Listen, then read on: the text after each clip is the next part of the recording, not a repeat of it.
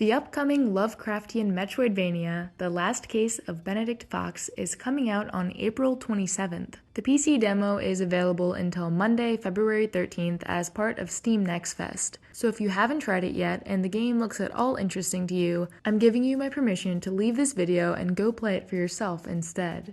Benedict Fox is on the hunt for clues about a gruesome murder and his late father's secretive research. You arrive at an old mansion where a couple has been found dead and their child has gone missing. The game has you traveling between this manor and the demon-filled limbo world of the dead. Both areas are filled with clues and occult relics that had already started to build a deep story in my short time with the demo. The mansion acts as a sort of safe zone and general hub, and in true Metroidvania fashion, it's full of locked doors and off-limits areas. It'll slowly start to fill up with strange characters who offer you their services in exchange for currencies that you can get while fighting demons. And you can find these demons in different limbo areas, which are a mishmash of characters' past memories and experiences that have been twisted into a maze of roots, stone, and strange goo. In the most recent developer gameplay video, we also got to see the game's first boss fight. Overall, combat is pretty slow and focuses a lot more on blocking and dodging than just hacking away at enemies.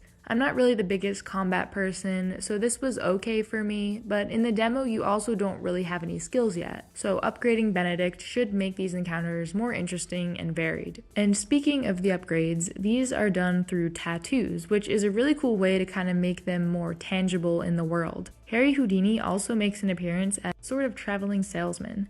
Benedict Fox seems like it'll be heavy on the puzzles, which could be good or bad depending on how you like to play. I came across a lot of weird symbols and pieces of information that seemed like they'd be important in the future once I learned how and where to use them. But what's got me most excited are all the small details. Gameplay in a Metroidvania platformer can only be so innovative, but things like the animation when you walk past an object of interest, the gross lockpicking minigame, and the surprisingly detailed map are what truly makes Benedict Fox stand out. The use of 2.5D here really adds so much dimension too, pun intended. And it makes the limbo feel like a real place that's bigger than something we could ever fully explore on our own. So there's a pretty big emphasis on the overall vibes, but the game also seems like it has the story and gameplay mechanics to back them up. Benedict Fox reminds me a little bit of Scooby-Doo Night of 100 Frights, which if you look at that one now, it might not be the most graphically impressive game you've ever seen, but I'm talking more about the way the game made me feel back when I was a kid. Some similarities include exploring a creepy mansion, finding locked doors, and most of all, this map.